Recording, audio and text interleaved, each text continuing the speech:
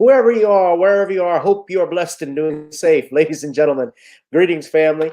Of course, I'm tuning in. You see me without the glasses off today, but if you're looking for some opportunities, particular advertisement opportunities, then look no further at the link at the bottom to my email address. You can hit me up for advertisement opportunities. We are supporting and promoting your businesses here on this channel. You can also, if you would like to donate and subscribe to our Patreon, a link is at the bottom as well. So you have multiple ways in which you can advertise with the platform by emailing me when we go on through our live stream. You also have access to premium content, those that want to see premium content that you will not find here on YouTube or Facebook or Twitter, as I am suspended probably by now. You guys can check out the Patreon at link at the bottom. But advertisement opportunities, definitely email me, gavin.grich1@gmail.com for rates. And for the Patreon, it is the same as the YouTube channel. It is channel gboot2786. All right, I'll holla. Peace. Commonwealth of Pennsylvania versus William H. Cosby Jr., the destruction of due process in America. For approximately 2 years now, I have gone on a painstaking quest to investigate the rise and fall of an American icon, Bill Cosby. In the mid-1980s, there was not a star that was higher than Cosby. Advertisements with Coca-Cola, Jello, Kodak, along with the #1 television show for 5 straight years in a row. On Thursday nights, it was must-see TV on NBC. Cosby resurrected the genre of the traditional family sitcom that was once thought dead by television critics. He did this as a Black American with an all-Black cast and showed mainstream network executives in white America that it was possible to be successful without showing the worst in people. He also demonstrated the power that television had, as it can make younger people dream to be the best that they can be. However, like many celebrity stars, unfortunately, they all come crashing down, sometimes by their own fault, others not so much. In this book, I attempted to highlight certain things. We go in depth into both of his trials in 2017 and 2018, respectively. What if I told you that these criminal trials were politically motivated by an overzealous district attorney? Will you also be shocked to learn the attacks on Mr. Cosby did not start in 2014, but also in the 90s, not long after his attempted quest to purchase a major network? From where did all of these allegations of sexual misconduct come from? Were the accusers telling the truth? In the 2 years of research, with some help from others interested in learning the truth and facts about this case, we discussed both the legal reasons why his prosecution and trial were illegal, unwarranted, and also the possible personal motives as to why this may have occurred. Most importantly, we warn about the dangers of prejudice and why trial by social media, or mainstream media rather, should never be the norm. All this and more in the Commonwealth of Pennsylvania versus William H. Cosby Jr., the destruction of due process in America. Available on Amazon this fall in Kindle and paperback format.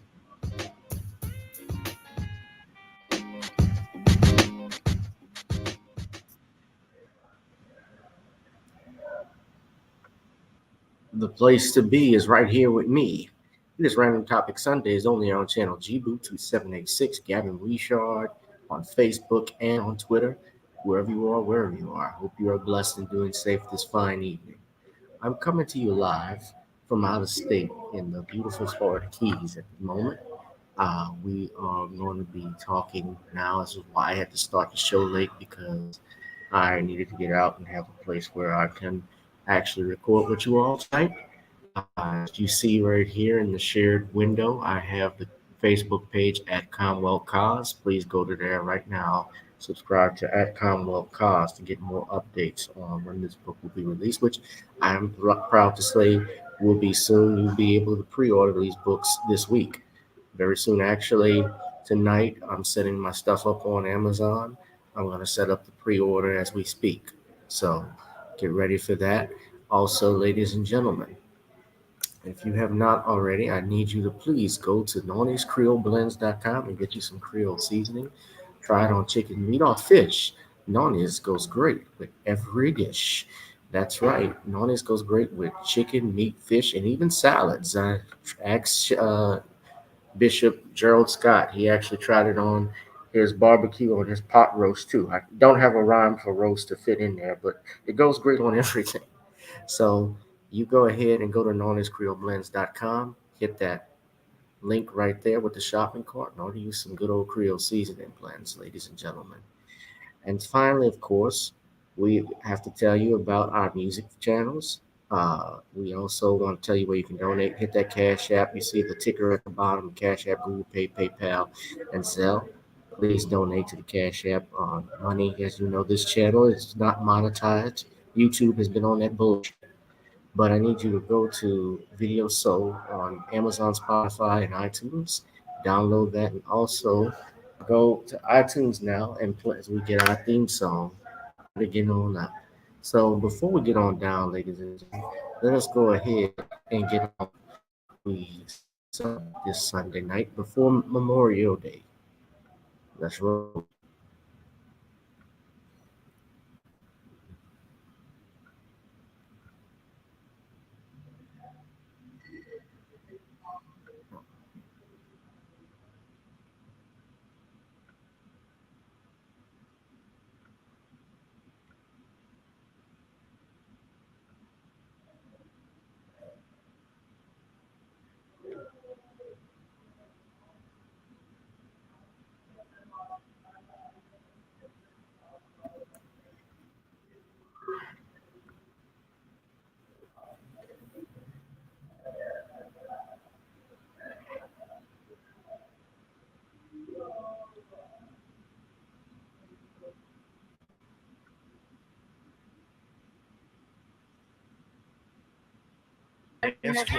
Is where we'll meet.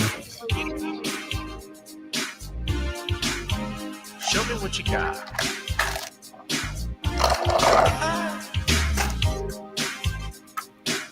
Gotta feel the groove. Feel the groove, get on the floor. Get on the. Right now the party's wasted. There's nothing much to do. But once the groove gets started, tell me, what do you have to lose? Just look into my eyes, girl, as we glide across the room. And what to my surprise now, the beat takes hold of you.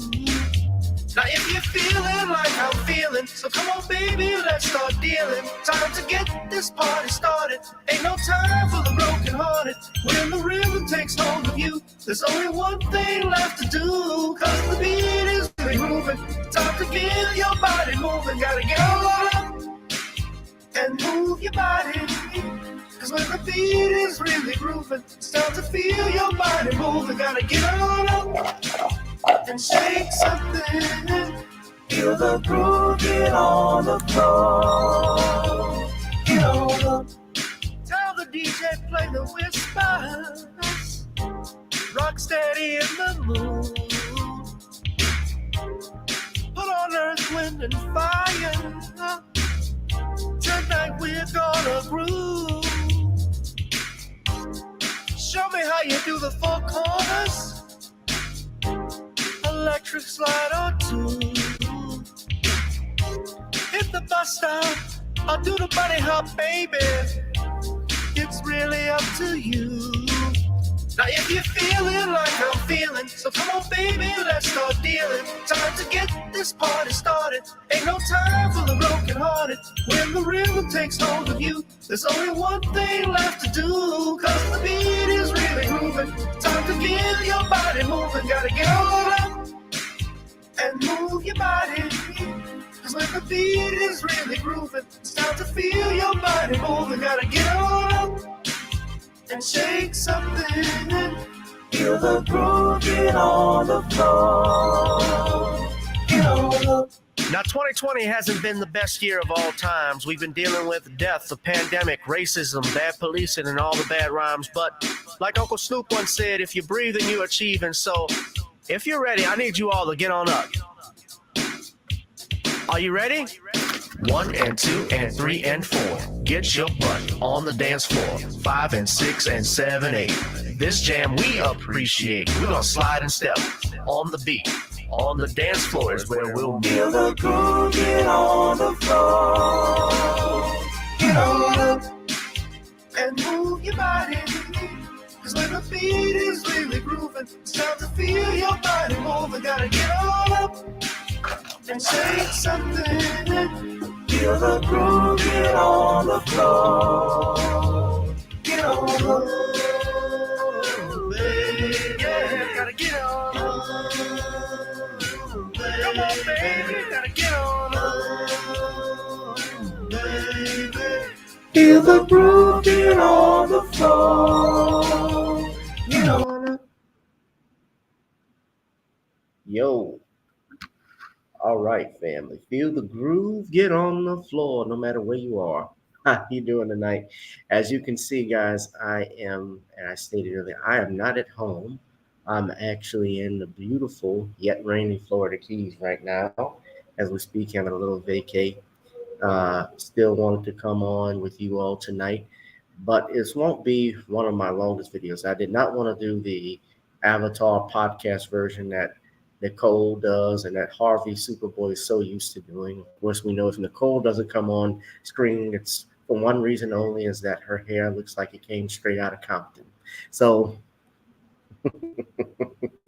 oh, I love getting her with that one. That hair messed up. I know it. She didn't get that hair. She missed that appointment. I know what it is, Nicole. Don't hide it, baby. I love Nicole. Love Harvey too. I didn't get to watch all the live stream, but I'll be watching it. And I will tell everybody, if you have not subscribed to Nicole's View, please do so. But I'm sure most of you have, because most of my followers here, my subscribers, are as a result of Nicole. Nicole's View, a result of Sean James in part. So special shout out to them. But I know I'm doing competition with Tariq, but this was probably the only time I can get on. I could get on here.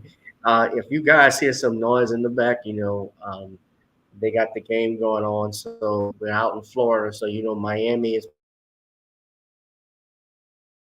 playing the Celtics and started. So we're in between that. So I'm not going to be too long with this live stream, because it's really one topic we're all focusing on. In all sincerity, is the shooting in Uvalde, Texas, that involved, we've had over 21 people, most of them, 19 of them being students, 2 being teachers, that have died, or murdered, I should say, rather, at the hands of this sociopath, this fucking beta male, which is what it is.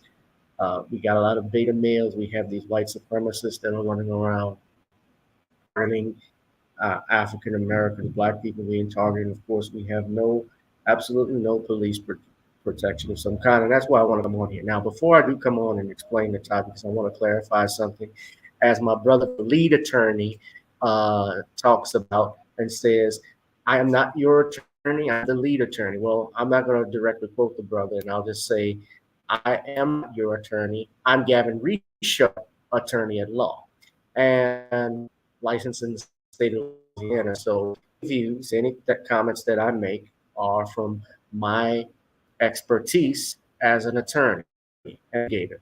It does not mean I represent you. So just to clarify, because some people, you say they get in trouble in court. Gavin Rishaw, my lawyer, he told me I could do this, he could do that. No, I did not tell you, because you didn't sign a contract with me and you ain't gave me that bread. Give me some bread, sign a contract with that deal. But let's go ahead and talk about some things. So our topic for tonight, ladies and gentlemen, they all involve technically the same thing. No particular order. Everybody's in CNN making case for gun control, why it won't work, more disturbing details concerning at Robb Elementary School in Uvalde, Texas. And I'm going to start with this topic here. It's technically involved thing. The governor of Texas, Greg Abbott, claims misled by police. According to this, we're going to go to ABC News. I need someone to give me that copyright disclaimer. Let's go to ABC News. So earlier it was reported by the text that he was on Friday that he was misled by the police as to their response as to what happened. Now, remember early on when we were talking, when this thing happened, they were talking about, you know, they didn't know exactly what was going on, how many shoots, that there was a crucial decision. Before we were finding out that the police just flat out did not go inside. They claimed to be waiting on SWAT, and that didn't happen. Border Patrol actually got this guy.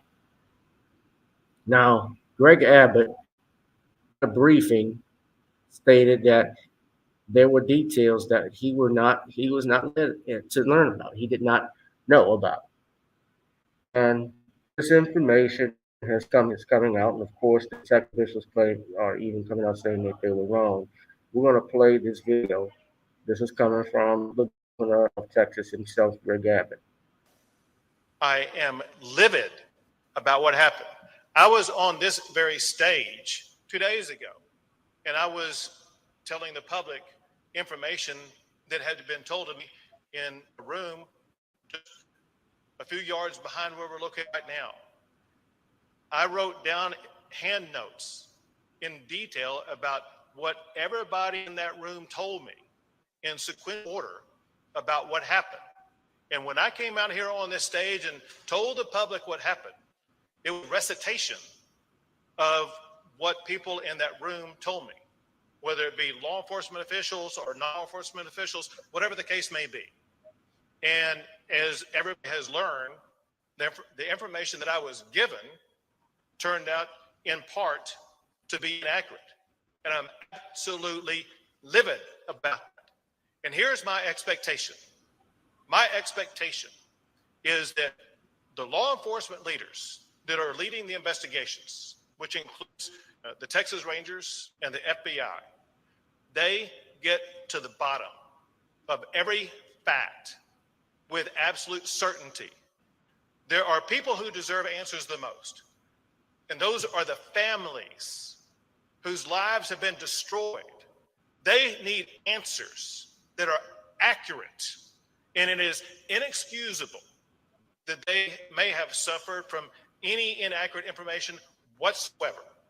And it is imperative that the leaders of the investigations about exactly what happened get down to the very second of exactly what happened with 100% accuracy and explain it to the public, but most importantly, to the victims who've been devastated. Hi, everyone. George Stephanopoulos here. Thanks for checking out the ABC News YouTube channel. If you'd like to get more videos, show highlights, and watch live event coverage, click on the right. Well, he is not lying about that one, though. The officials, the police officials, I see what you all are saying in the comments here. But what essentially happened is that there was a crucial error we all know that was made where the police, the Texas was announced by the director of the Texas Department of Public Safety that the cops made a crucial error waiting to enter a classroom because they believed it was no longer an active shooter situation. And sadly, that was not the case. We know that was not the case. It was clearly an active shooter situation. Now I'm hearing different reports that this man,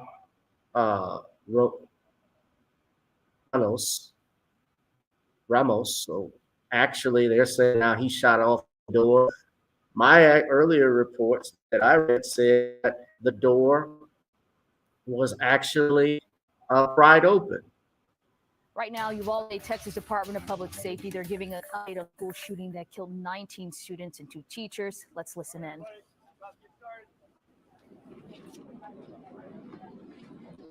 Now this was, let's see the date on this if we Good morning. can. Thank you for being here today.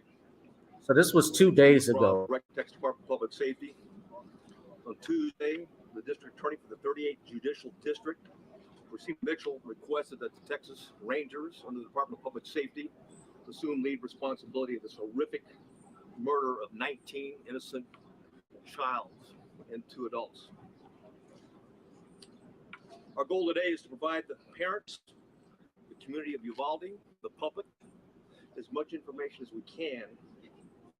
Department of Public where we are on the Safety. investigation. We're here to report the facts as we know them now, not to defend what was done or to criticize what was done or the actions taken. I'll begin first and foremost with the timeline as we know it. The second timeline, I'll discuss the 911 timeline. Then we'll talk about the relevant social or digital media footprint of the subject. Then we'll also have plenty of time for questions at that point. Now, let me stop right here because it's going to be like a 17-minute video. So I don't know how much long he's going to be. But I'm going to go play a brief video. This is from WFAA. This is out of Dallas, Texas. So we have a lot of new details coming from the Texas Department of Public Safety, and they shared this with us today. And I want to begin here. This is a crucial thing that we're going to loop back to later on. DPS, the shooter, began right here on campus and started firing shots into the building here, possibly through the windows on this school building. The school resource officer, they say, was not on campus at the time, but arrived really quickly, but drove right past the shooter out here who was crouched down. Then a very important point here. DPS says the shooter was able to walk around the building and then straight in through this back door, which minutes earlier had been propped open by a teacher. From there, they say he went straight to these adjoining classrooms, number 111 and 112, and began a hellish rampage with his style rifle and enough ammunition for a small militia. Hundreds of rounds were pumped in 4 minutes, okay, into those 2 classrooms. Inside those classrooms, the shooter had locked the doors behind him. In this hallway, police were staging, but they couldn't get through those doors because they didn't have equipment to breach them. And besides, the school district police chief, DPS, what is this town, was in Mary? charge of all of this and decided to go ahead and wait here in the hallway because he no longer thought that this was an active shooter situation. The incident commander at the time it's believed was a barricaded subject that we had time. There was no kids at risk. That despite the fact that students were still calling 911 from inside this school building. DPS says at 12:03 p.m., 30 minutes after the shooting began, a little girl called from room 112 and whispered that she was in that room. 7 minutes later, she called back. Advised there multiple dead. 12:13, again, she called on the phone. Again at 12:16, she called back and said there was 8 to 9 students alive. 3 minutes after that, another call for help, this time coming from room 111. She hung up, another student told her to hang up. More gunshots, according to investigators. And then an additional 24 long minutes elapsed before another call came in from room 112. At approximately 12:43 and 12:47, she asked 911 to please send the police now. DPS says not long after that, now an hour and 17 minutes after the shooting inside began, they were able to get a key from the school to make entry into these 2 classrooms and shoot the gunman to death. By then, of course, though, teachers and students inside had already been killed. Back to that crucial point that we began with up here when the shooter first arrived at the school. Some people are now asking DPS why police officers didn't try to shoot the suspect through the windows of these classrooms when they were locked out from those doors. Right now, DPS does not have an answer for that. That's one of many questions that this investigation is now focused on. All right, so this is actually our second topic, the more disturbing details. They're kind of entangled. They're tangled. They're in an entanglement, to quote Jada, with the governor of Texas being misled. And so just the more disturbing details that we're finding out what the shooter did, what he did that day. Of course, the story always changed. The fact are not, when people are misled, when the facts are not fully disclosed to the public. And we have a duty to learn what goes on and what we want to know, especially your parents, and even if you're not parents, if you have children or you have nephews and nieces like I have, you're concerned when you hear stuff like this that takes place. But we got to realize something. Let me get this off the right screen. There's a song by War called "The World Is a Ghetto." The world is bad. The world is full of evil men. There are good people in it, don't get me wrong. But the reality is that things now, it never was, especially in our parents, probably in our parents' time, that we see shootings, school shootings like we see today. Although truth be told, many people may think uh, if you take the mass shootings that place, well, hell, you have people that are actually killed in the United States uh, by heart disease. You have more people in the world. I know they're not incomparable when they happen because that's something that happens over time. Don't get me wrong. But people killed more killed by uh, the weapons that are used. Actually, if you're talking about mass shootings, you have shootings with guns. You have people being killed more with hands than you do with AR-15s. I said this last on Jason Black's show. The Virginia Tech shooter used the Walter P22 and a Glock 19, and those are actually hands they are 15s. Mark my word, I guess we can segue into this third topic. Everybody is looking for someone to save you. You, ladies and gentlemen, after tonight, will have to understand it's only that can self. It is only us that can save ourselves. Judge Joe talks extensively why we don't have militias like the Jews have in their neighborhoods. Jewish men who are licensed to carry, who are no criminals, have no criminal backgrounds, they protect their neighborhoods. Back then in the 60s, when the civil rights movement was starting, uh, or ending, I should say, especially here in Louisiana and Bogalusa, you did have a group known as the Deacons for Defense and Justice. And those men would actually stand out and stand against members of the KKK coming into their community. And they had arms, they had weapons. So you can't, these were men who served in the military, former World War II veterans, Korean War, even some older men who served in the World War One were actually members of the Deacons for Defense. Now, some people have not, of course, in time they haven't claimed, membership of that organization. It didn't last that. Forrest Whitaker played in it. It's called the Deacons for Defense. For Defense. It was on Showtime back in 2003. Forrest Whitaker, as well as Ozzie Davis, Jonathan Silverman starred in this film, and Forrest Whitaker played a collation of two of the men who founded the Deacons Defense. But if you watch this movie on YouTube, before I take it down, hopefully there's no copyright strike for doing that.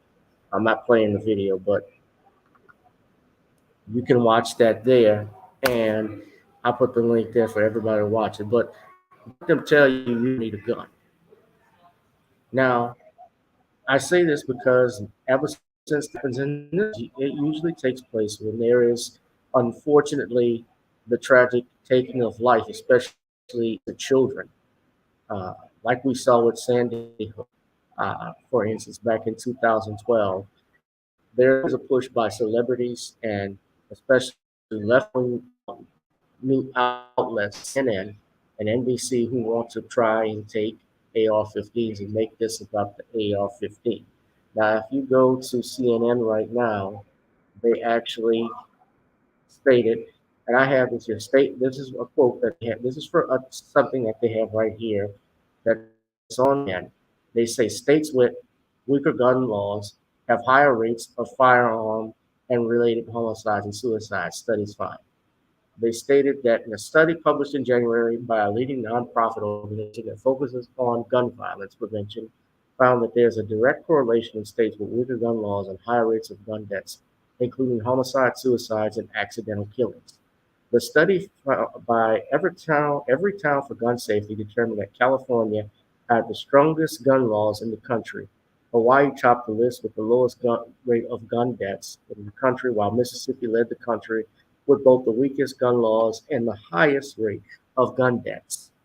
Now, you'll see, and of course, stuff like this is said, and they put this up, and I'm not saying uh, those people don't have a right to be sad. And when natural things like this happen, it is natural that someone, especially the American people, they try to appeal with us for children. They try to appeal for on an emotional basis with these things. But I want you to understand something. You cannot, I don't care how many children, I don't care how many pictures like this they'll wheel out, and studies like this that are misleading, cannot give up your rights. And you should not give up your rights.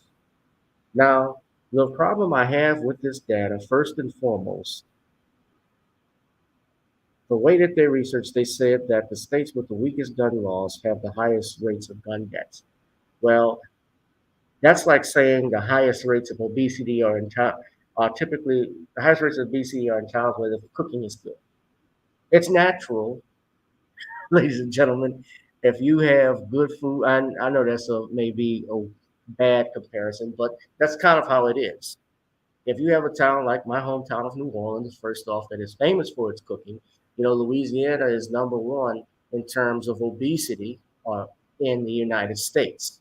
Now, that's natural that that happens. And yes, while we may have easier gun laws than other states, yes, the homicide rates and gun violence, of course, when you say guns, would be up. However, what about people who get killed with knives? What about people who actually have cars get killed in car accidents? People who have a car run over them. That has happened. There are actually a higher number of people who die from knives than do guns, according to FBI statistics. See, and CNN is known for pushing stuff like this and focusing on gun deaths. But notice why they just don't talk about deaths at all. Is it deaths that bother you, or is it just deaths by guns? Hell no, white folks ain't gonna give up your guns, but don't you as black folks think you should give up your guns, ever. If you look at Japan, for instance, they talk about the fact that Japan doesn't have a high gun violence rate because they got rid of all the guns. But Japan actually has a high suicide rate.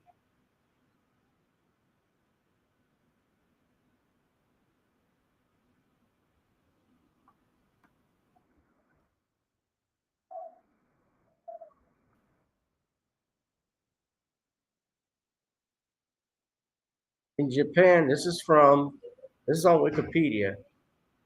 Japan is considered a major social suicide is considered a major social issue.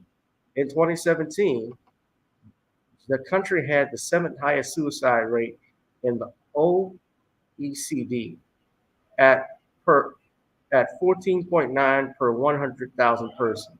And in 2019, the country had the second highest suicide rate among the G7 developed nations.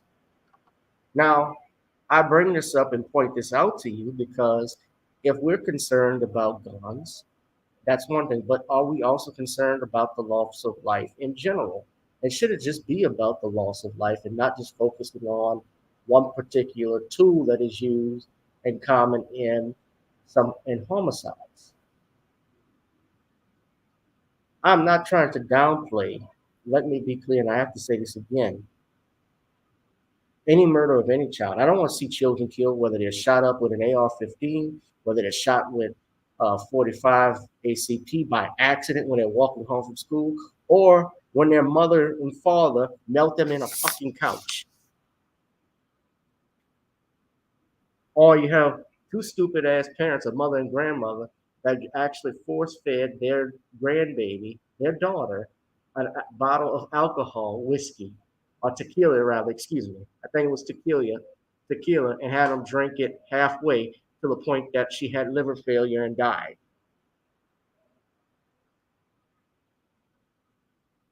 And I'm saying all of this now, as you see CNN is coming out with this. Matthew McConaughey, of course, who is from Uvalde, Texas, he recently visited the town and released a statement urging Americans to act. The star of The Lincoln Lawyer and the Oscar winner from movies, I believe it was from the Dallas Buyers Club as well, had this to say about his gun control. He stated, quote, the true call, I'm reading part of it, the true call to action now is for every American to take a longer and deeper look in the mirror and ask ourselves, what is it that we truly value? How do we repair the problem? What small sacrifices can we individually take to preserve a healthier and safer nation, state, and neighborhood tomorrow? We cannot exhale once again, make excuses, and accept these tragic realities as the status quo. As Americans, Texans, mothers, and fathers, it is time we reevaluate and renegotiate our wants from our needs.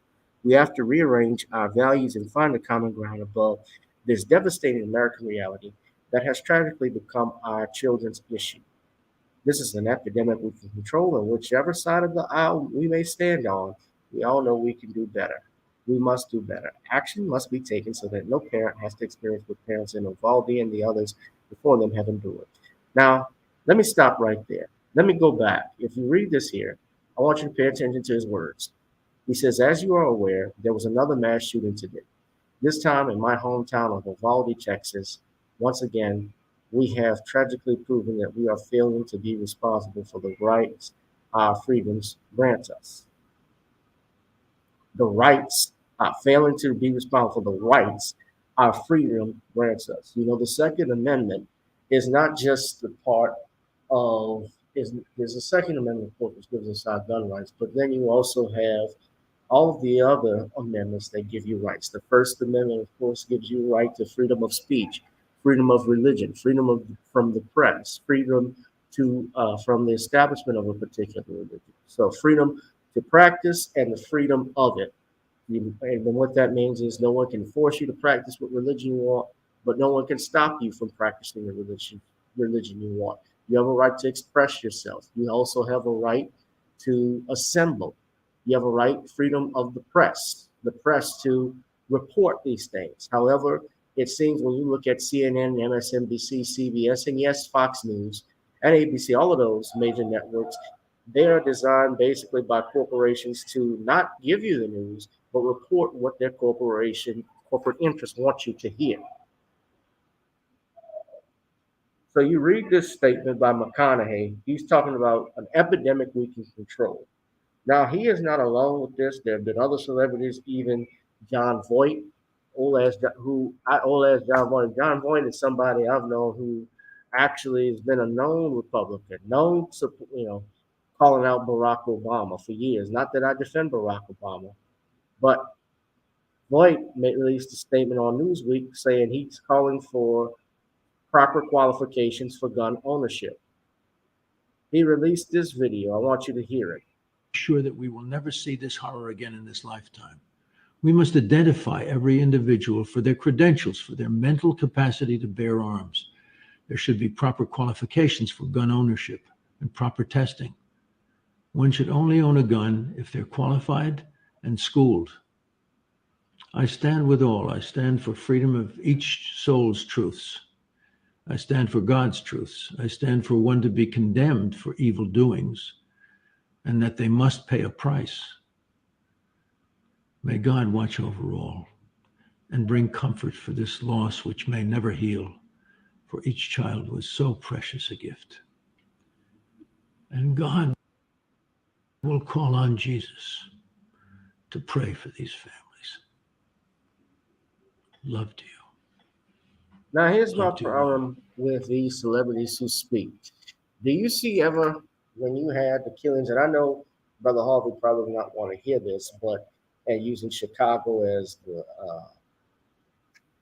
scapegoat and example, but let's talk about Chicago. Let's talk about New Orleans. Let me just give you a breakdown. Do you ever see these celebrities like John Voight or Matthew McConaughey or whoever that's pulling for gun control talk about the violence that goes on in New Orleans when we have several kids that got shot? Just the other day, we had 2 homicides. We've had one of my Zulu brothers who was a police officer out in Houston, a police officer, although that probably involved, I don't know the ifs and ands about it, but who was just randomly shot and killed when he was eating out with a friend. Do you see these celebrities speak when this young black kid's being shot and killed? Yet the news media, you don't.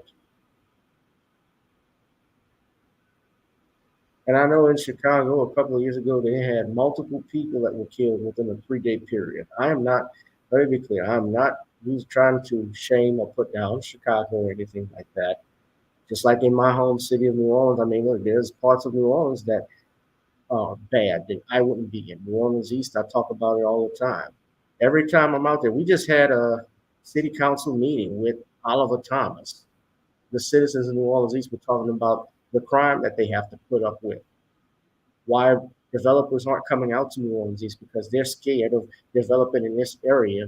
Because every night, I mean, I could be there, even, and it doesn't even have to be at night. It could be in the middle of the day. I hear pa pa pa pa pa pa pa pa pa pa pa. I hear guns going off, but I don't blame the gun. I blame the individual.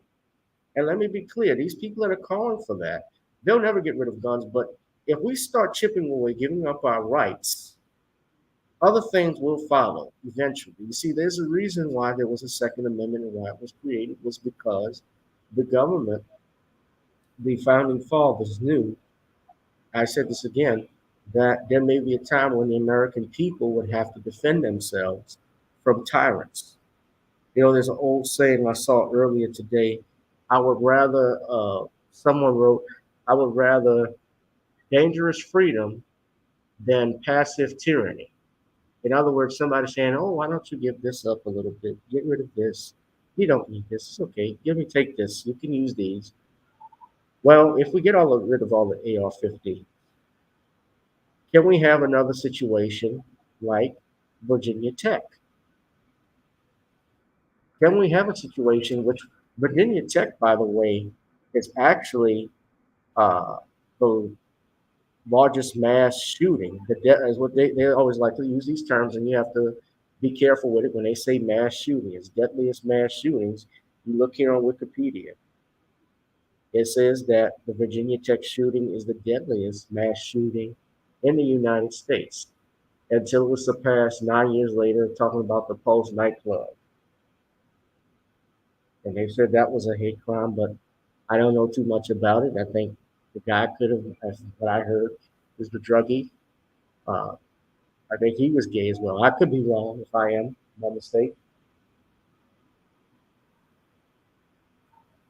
But you look at this, Sung Hoo Cho killed 32 people, wounded 17. Others with 2 semi-automatic pistols.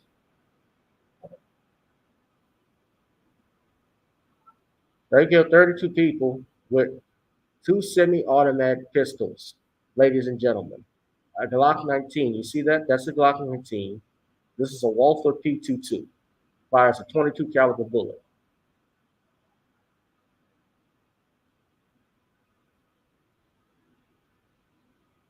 I own multiple guns. Yeah, you can have multiple guns too. I mean, if you left your gun out on the street, dark-skinned brother, your gun is not going to grow legs and then walk up in a church or school and kill people. Yet we got celebrities like John Voight, who is a staunch Republican. He talked about how America's moving to a socialist country, and he decides, well, we want to push for gun control. We need to have stronger background checks. And look, I'm cool with background checks. Yeah, some people shouldn't own a gun, but here's the thing. The police are not, this is not Minority Report. This is not Tom Cruise in a Steven Spielberg movie where we can stop a mass shooter before it happens. Because you won't know anything until that person actually does something, unless you have some specific facts that you can bring towards the police department and they know for sure there's probable cause that it could likely happen, then guess what? That's the only way they're going to do it. But violence is as American as apple pie. You know, Ice-T said it best, you'll never get justice on stolen land. But speaking of police, I want to show you guys something because I took something, little something, because I want you to understand what I'm talking about here and why I say it's only you that can defend yourselves. This is a court case. It's an old District of Columbia Court of Appeals case that talked about what's called the public duty doctrine, meaning that police officers have a public duty to. It's a concept that there's a duty to rescue by the police. Well, there are two cases, and this all happened in the 70s, separate cases involving Carolyn Warren, Miriam Douglas, Joan Taliaferro, and Wilfred Nicole, where they sued the District of Columbia and members of the police department for negligent failure to provide police services, adequate police services. And what you had happen, so let's start with the ladies. One night back in March of 1975, two men broke into their rooming house. These men were later identified as Marvin Kent and James Morse. They entered Douglas's second room, Miriam Douglas' second room, and they forced her, Kent, to perform, well, they both raped her. Whether it's oral sex or whether it's just flat out vaginal sex, it's still rape. It was done against her will. Warren and Taliaferro heard Douglas's screams from the floor below, and they called 911 and told the house dispatcher the house was being burglarized. They requested immediate assistance, and the 911 operator told her to remain quiet and said that police would be dispatched promptly.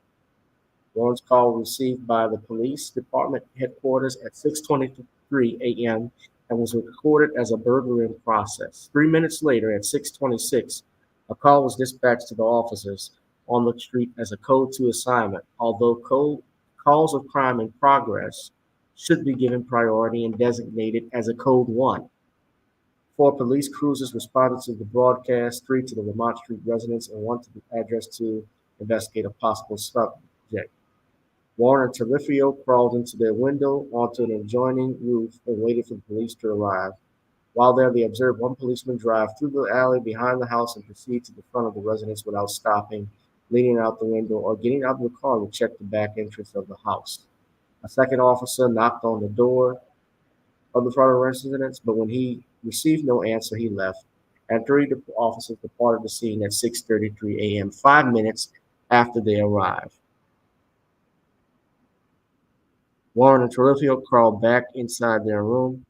They again heard Douglas's continuing screams, called the police, and told the officer that intruders entered the home and requested assistance. And an officer assumed assured them help was on the way. The second call was received at 6:42 a.m. and recorded merely as investigate the trouble, but no police officers were dispatched.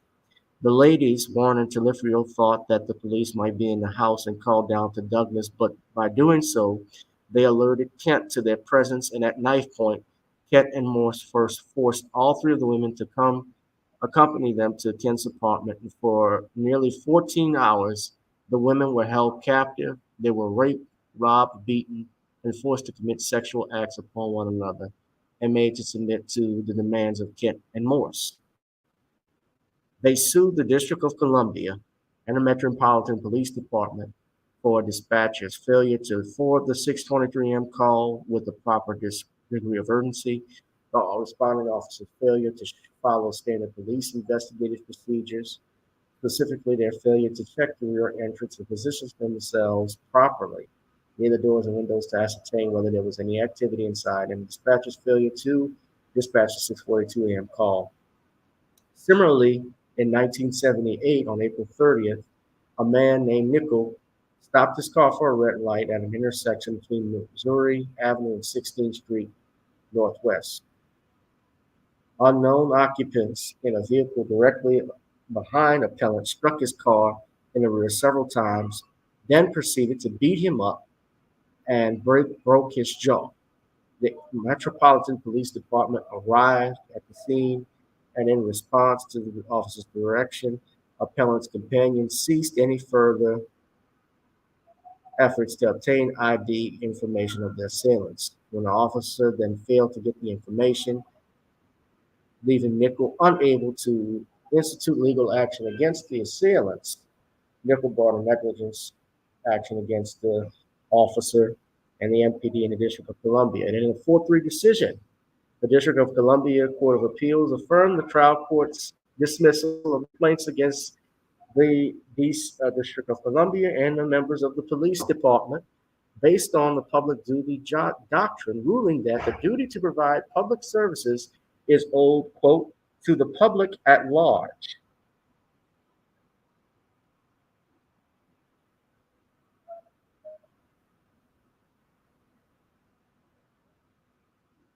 Y'all hear me?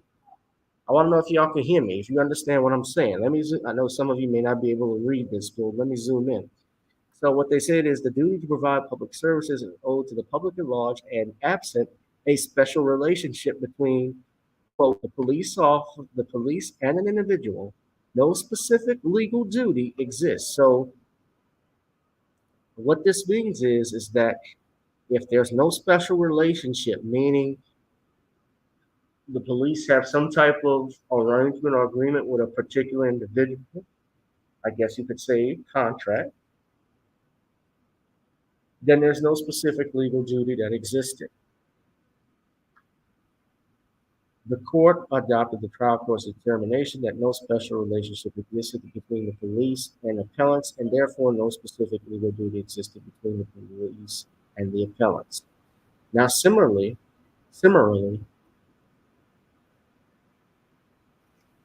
if you look at the Supreme Court case, this is in 2005, Castle Rock versus Gonzalez. The decision was, the holding was written by none other than Scalia, Anthony Scalia. Y'all know him, huh, black folk? Scalia wrote the decision, the conservative Scalia. And Scalia stated in this case, now, just to let you know the facts of it, essentially what happened is a woman by the name of Jessica Gonzalez, Lenahan Gonzalez, obtained a restraining order against her husband Simon, who had been stalking her. And sometime on June 4th, 1999, he violated this protective order and murdered his 3 children.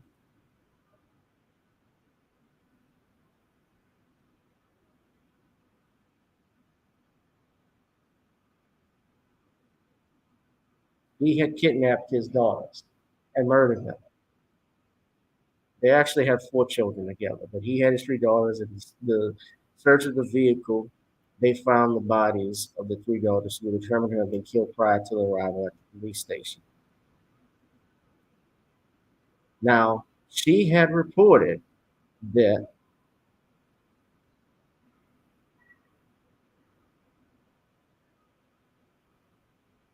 he had the children and took them in violation of the order.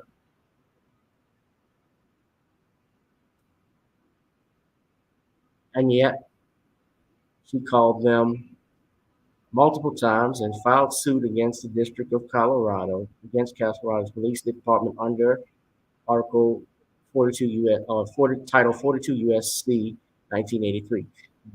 For the record, under 1983, that's what we use to sue officers. We call it under color of law. So the Supreme Court, let me know if you're paying attention to this. The Supreme Court guys essentially stated under Antonin Scalia that while this was tragic, they said that enforcement of the restraining order was not mandatory under Colorado law. Were a mandate for enforcement to exist, it would not create an individual right to enforcement that could be considered a protected entitlement under the precedent of board of Regents of State Colleges versus Roth. And even if there were a protecting individual entitlement to enforcement of a restraining order, such entitlement would not have monetary value and hence would not count as property for the due process clause.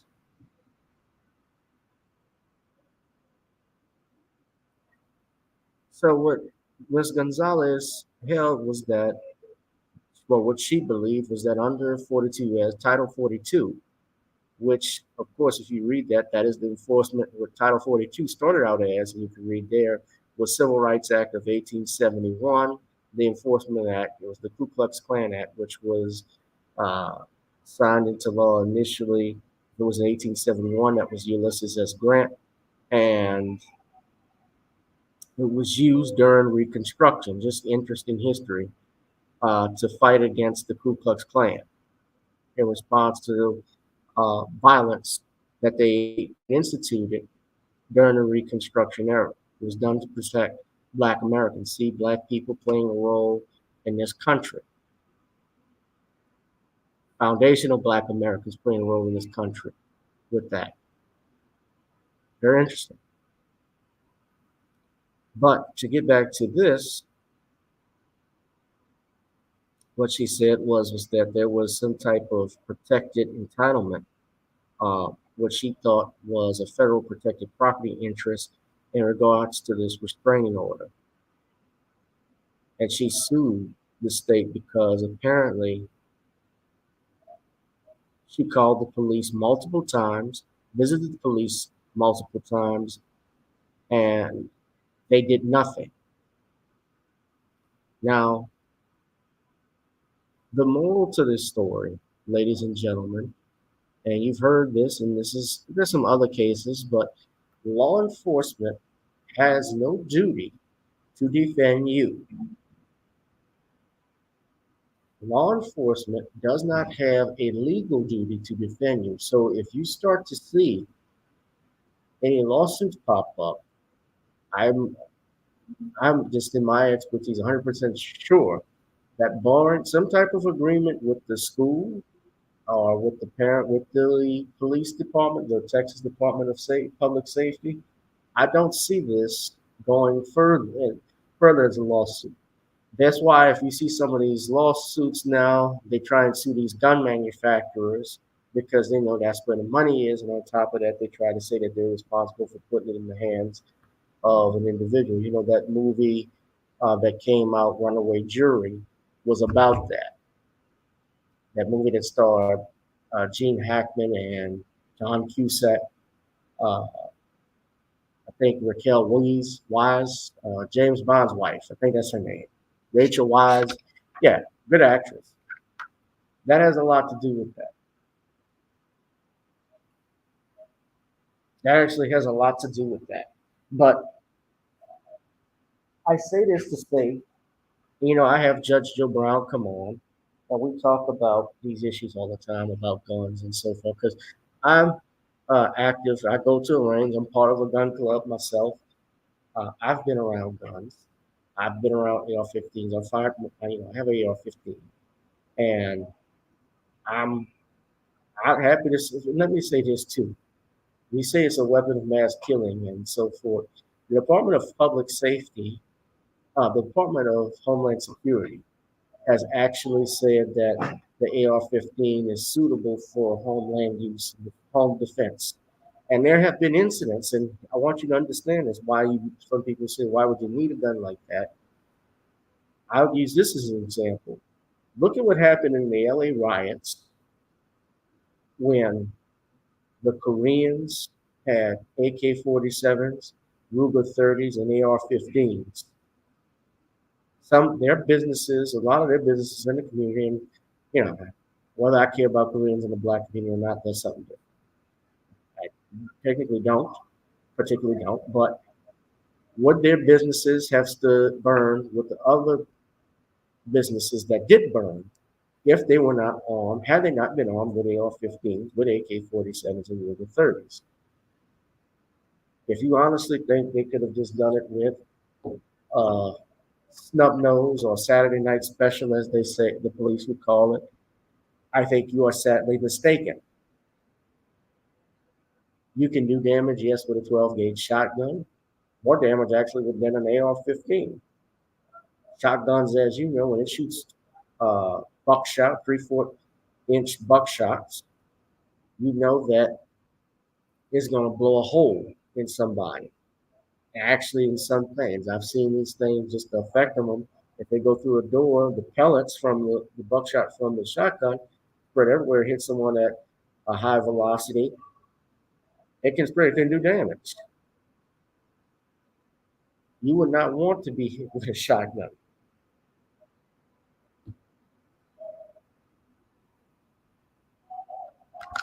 Back in the 1980s, there was a police shootout. FBI got into a shootout with some bank robbers in 1986. Just look at that case. And in that case, that shootout, there were several FBI agents who were killed.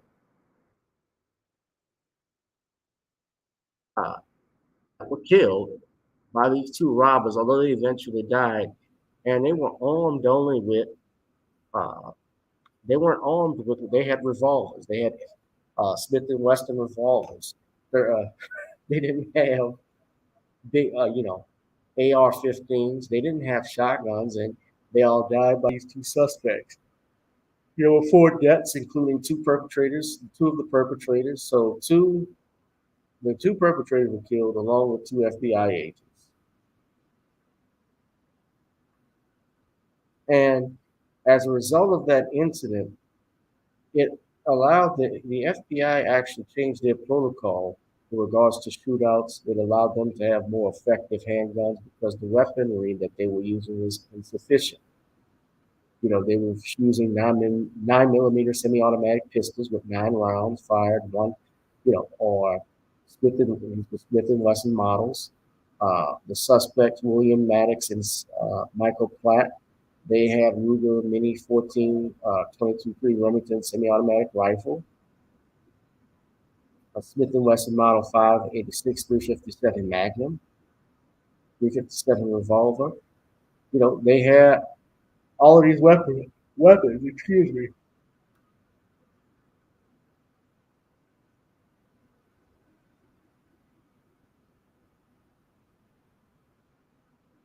That was used to kill these men. So I'm just bringing up all these facts, and I'm bringing this also up to make a point also, and this is the last thing I'm going to say. When we have celebrities, I'm using this to make a point to say that you can be killed and shot at by anything. And remember, even with handguns, if you use the weapons that they have that I mentioned, the police officers had handguns, and so did these men as well, obviously. But you can tell, even if you injure and shoot someone, because these guys were actually shot and hit with these rounds, they didn't necessarily die immediately, even after they were shot.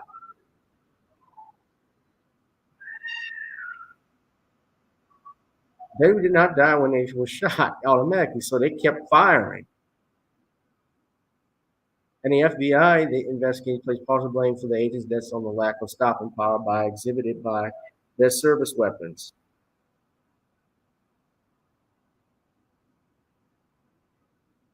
So you get celebrities like John Voight, you get celebrities like Matthew McConaughey, Whoopi Goldberg, a bunch of people talking about gun control.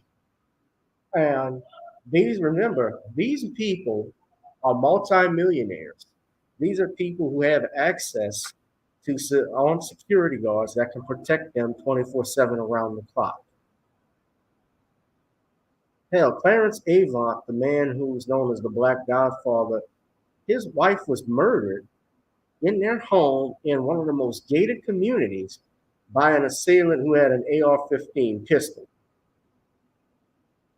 And he had a damn security guard in the house. You can only do so much, guys, before you become a victim. I am not encouraging, this video as a disclaimer, I do not encourage violence, but I do encourage common sense and self-defense. And if you got to use a weapon to defend yourself, to defend your family, by all means do it. If you can get a concealed carry permit, by all means do it. Do it the right way. Now, I do recommend you also get training done. Go to, a concealed carry class where they will teach you about gun safety, how to fire a firearm. Go to a shooting range, learn how to fire firearms. Learn your local laws as well about, when concealed carry permit, your self-defense statutes. Now, every state is different in terms of how you use ammunition and so forth, how much ammunition you can buy. And back on that study with CNN, here's another thing I would point out too. They mentioned that the states that have the weakest gun laws have the highest gun deaths. But I got a question for them. If you look at Washington, D.C., if you look at Chicago, if you look at New York, they have some of the strictest gun laws in their cities, but they also have high crime and murder rates. That's a fact. They're not safe. I'm not using Chicago as a model. Harvey, don't be mad if I'm using Chicago as the model, but I'm making a point. In these democratically run cities, you got to factor in, number one, when they come up with statistics like, well, this state has this weak gun laws. Well, what about your cities where there are cities, major metropolitan cities like New York, which is the largest city in the United States? Chicago, I believe, is second, if I'm not mistaken. No, Los Angeles is second, excuse me. Houston, I believe, is fourth or third, and Chicago is around there.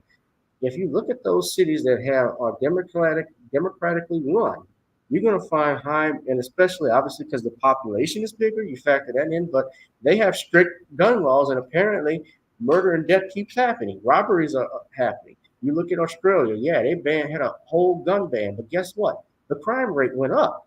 They can't even in their parliament define what is a home invasion and what's a burglary.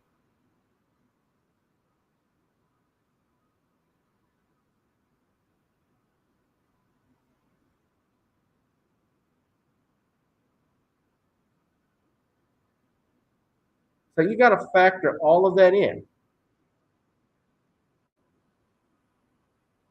You got to factor all of that in. And I'm going to wrap this up, but don't you, and look, you decide what you want. I saw my sister Danielle, she probably went to bed. Who said that she's not pulling her kids out of school. You got to do what you have to do to make sure your children are safe, guys. I don't have kids yet. I will eventually, but you got to do what, so Danielle is in the building. Oh, thank you, Danielle.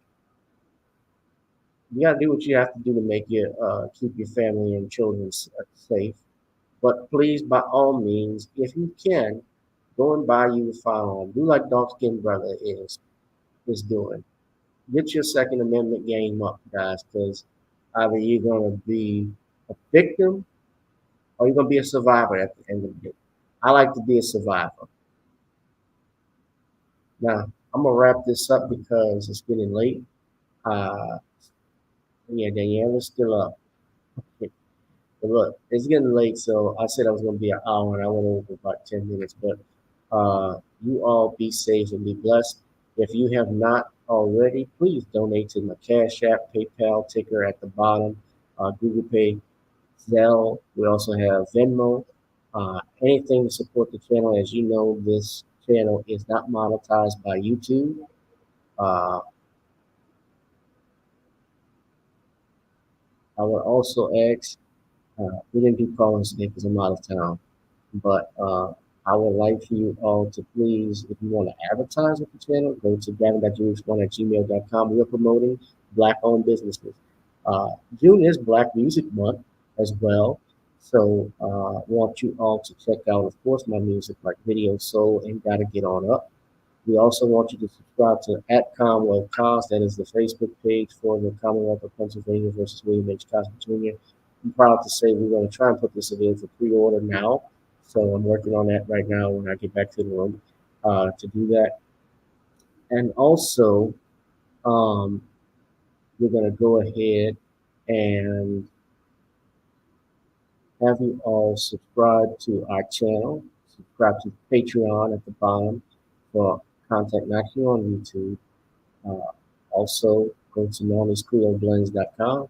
Try on chicken, meat, or fish. Monty's goes great with every dish. Even goes good with your roast. I'm not proud, but I'm happy to boast. So there you go. I got it rhyming with roast. Um, you guys be safe, be blessed, ladies and gentlemen, and be one. I'll holla. All right. So we're gonna go ahead and get on up. Danielle says a 2-year-old doesn't run free. Dark skinned brother is here. So all of y'all that were listening, you all understood what I was talking about with the shooting. So yeah, don't be a victim. But let's get on up, guys. I'm out.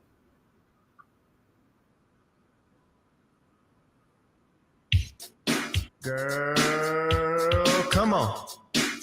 Gotta dance to the beat. Cause on the dance floor is where we'll meet. Show me what you got.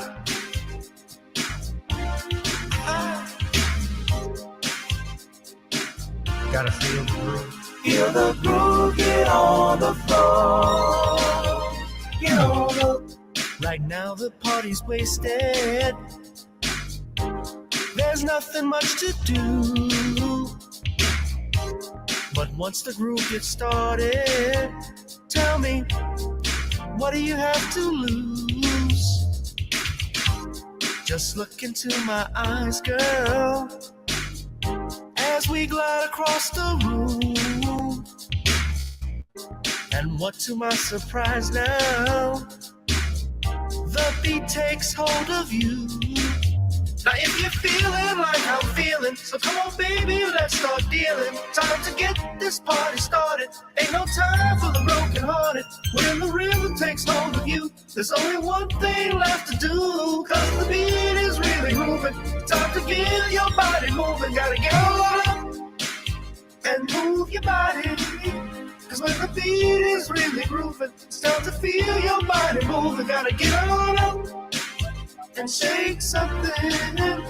Feel the groove, get on the floor. Get on up. Tell the DJ play the whispers. Rock steady in the mood. Put on earth, wind, and fire. Tonight we're gonna groove. Show me how you do the four corners. Electric slide or two. Hit the bus stop or do the bunny hop, baby. It's really up to you.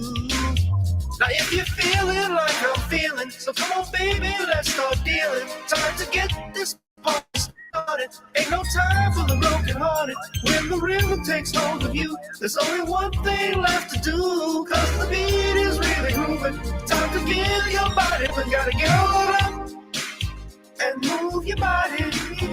Cause when the beat is really grooving, it's time to feel your body moving. Gotta get on up and shake something. Feel the groove, get on the floor. Get on up. Now 2020 hasn't been the best year of all times. We've been dealing with death, the pandemic, racism, bad policing, and all the bad rhymes. But like Uncle Snoop once said, if you breathe and you achieve. And so if you're ready, I need you all to get on up. Are you ready? 1 and 2 and 3 and 4. On the dance, 5, 6, and 7, 8. This jam we appreciate. Slide and step on the beat.